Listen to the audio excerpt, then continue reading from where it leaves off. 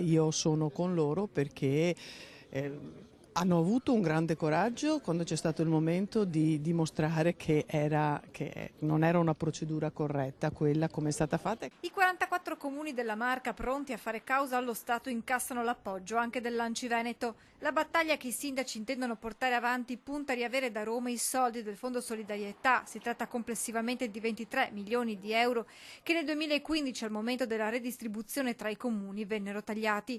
I 44 primi cittadini vanno avanti, forti anche delle due sentenze, prima del TAR poi del Consiglio di Stato, che diedero loro ragione.